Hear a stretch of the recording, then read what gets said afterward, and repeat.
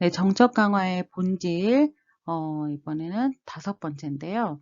앞에서 이제 이요인에서 앞에 선행자극 조건을 연결을 시켜서 3요인, 변별자극, 행동, 그리고 강화, 이렇게 주어졌습니다.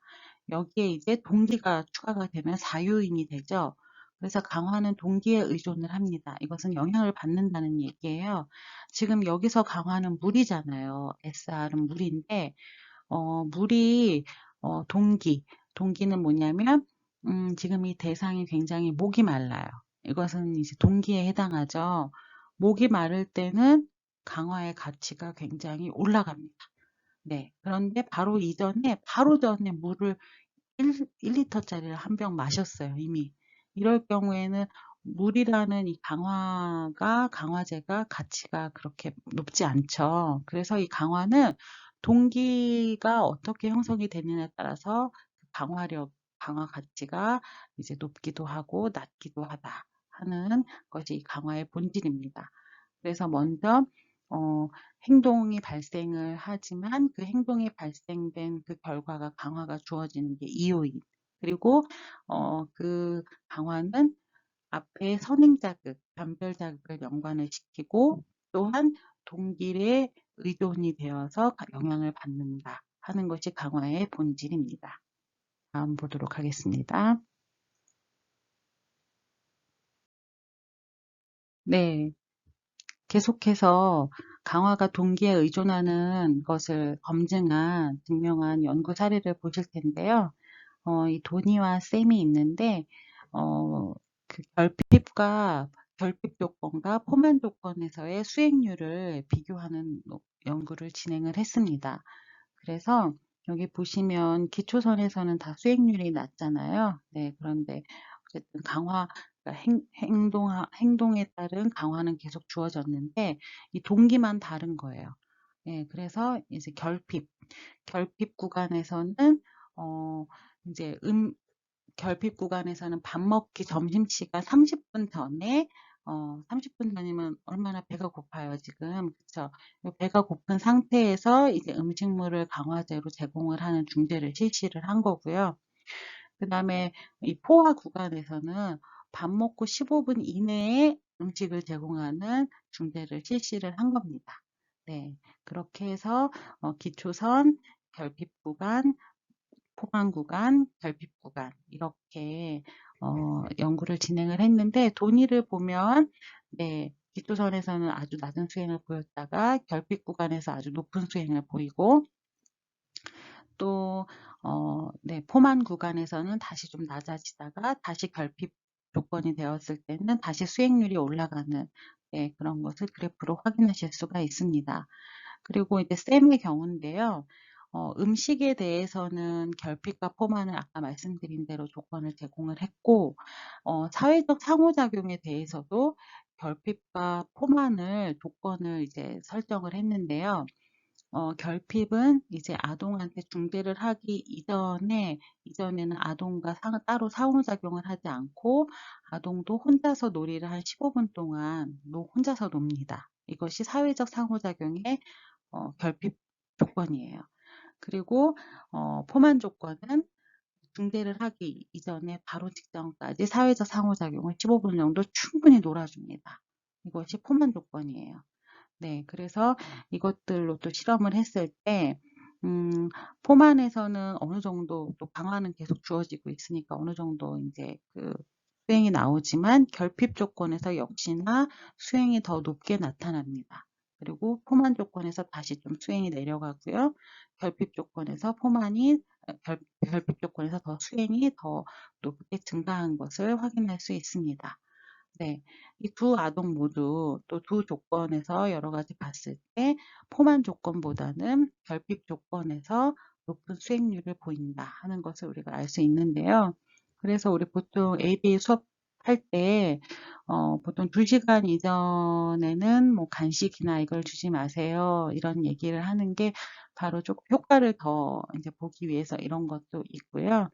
그리고 조기 교실이나 이제 그런 개별 수업에서도 중간중간 쉬는 시간에 줘요. 이제 2분, 3분, 또 길게는 5분까지도 주는데, 그때 이제 어머님들은 계속 놀아주길 바라시잖아요. 근데 이제 그때 일부러 2, 3분 정도 안 놀아줄 때도 있어요.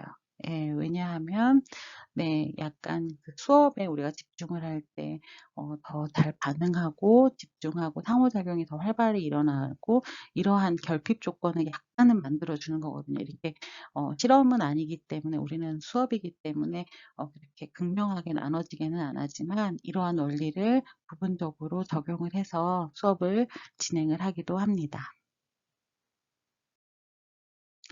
네. 이번에는 여섯 번째 강화의 다동성이라는 강화의 본질에 대해서 설명을 드리도록 하겠습니다. 이분은 에리 프롬이라는 아주 유명한 세계적인 석학이시죠. 네, 굉장히 철학적이시고 네, 아주 좋은 글도 많이 쓰셨는데 이분이 스키너의 행동주의를 굉장히 비판을 하셨어요. 한 모임에서. 그러면서 이제 사람은 비둘기가 아니다. 우리 인간의 행동은 그러한 정적 강화로 설명할 수 없다.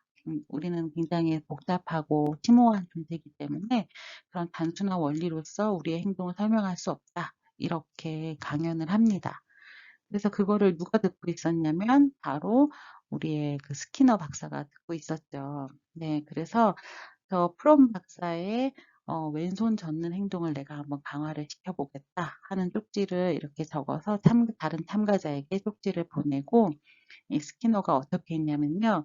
앞에 지금 이 에리 프롬이 강연을 하고 있을 때 스키너가 일부러 약간 의자를 돌려서 앉습니다. 그리고 곁눈으로 이 프롬 박사를 이렇게 쳐다볼 수 있을 정도로 돌려서 앉고요.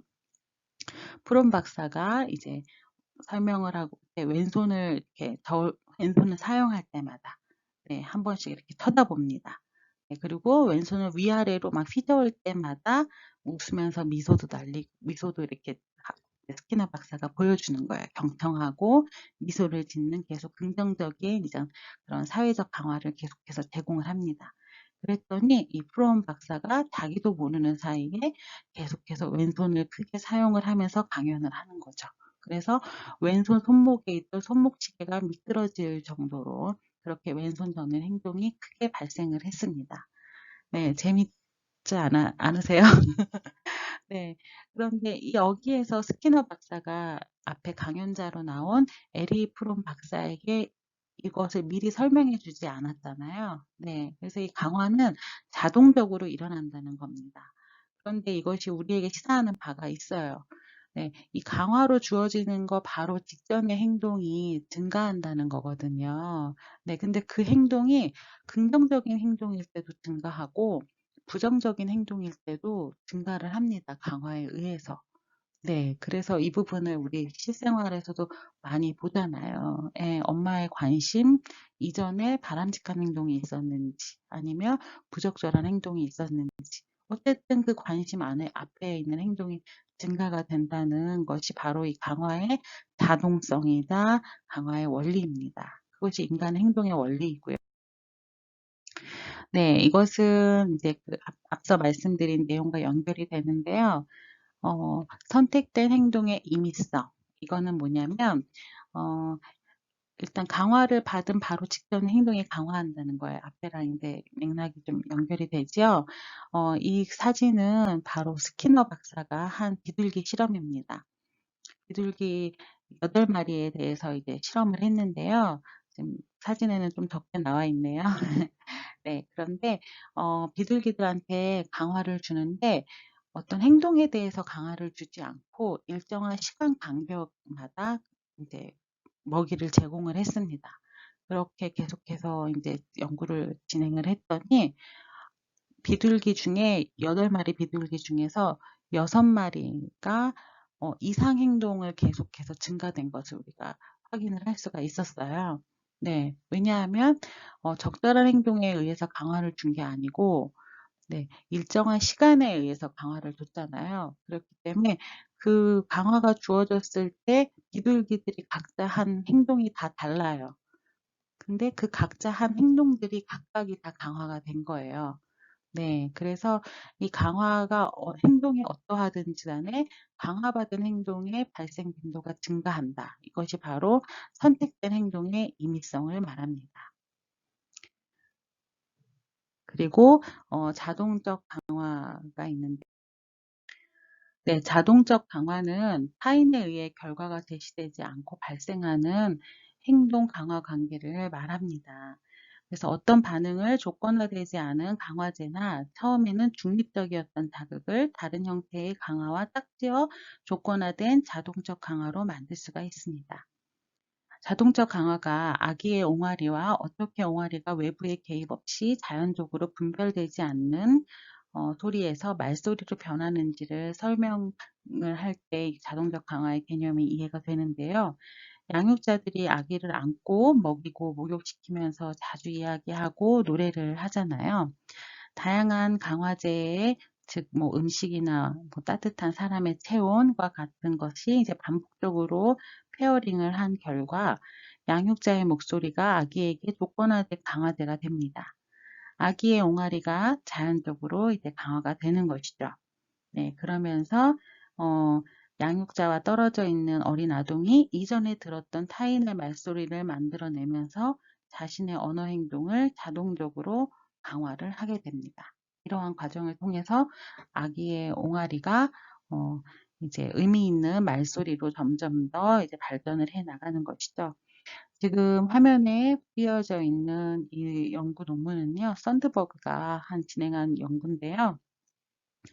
어떤 개입 없이 아동에게 새로운 소리를 가르치기 위해서 자극자극 페어링 절차의 효과를 보여주는 연구를 실시했습니다. 5명의 아동들이 참여를 했는데요. 먼저 기초선 조건에서는 어른들이 아동하고 좀 멀리 떨어져 앉아서 아동이 장난감을 가지고 놀 때 말하는 단어나 소리를 기록했습니다.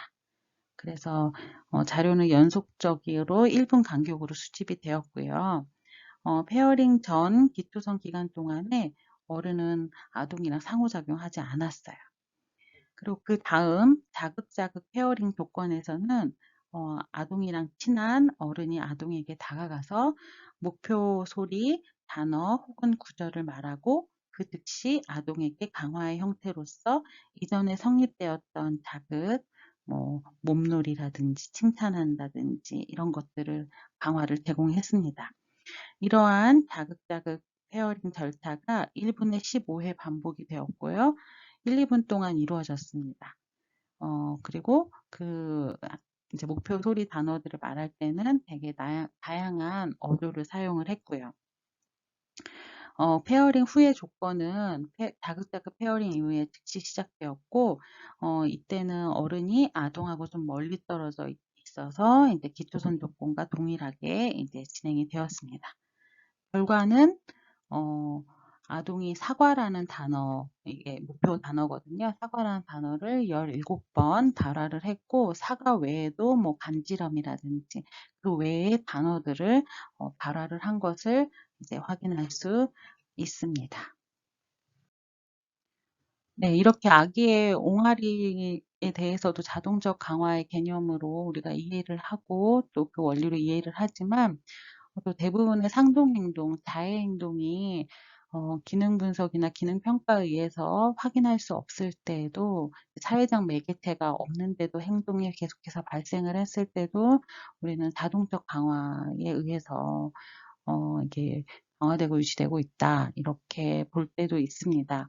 어, 실제 그렇기도 하고요. 그런데 또 우리가 조심해야 할 것은 자동적 강화가 되는 측면이 있지만 너무 일찍 섣부르게 모든 행동에 그 강화되는 원리를 자동적 강화로 이해를 하면 우리가 중재할 수 있는 중재가 좀 한계가 있어요. 그래서 먼저 꼼꼼하게 기능 평가와 기능 분석을 통해서 행동의 원인, 행동의 기능을 확인하는 것이 중요하다고 할 수 있겠습니다.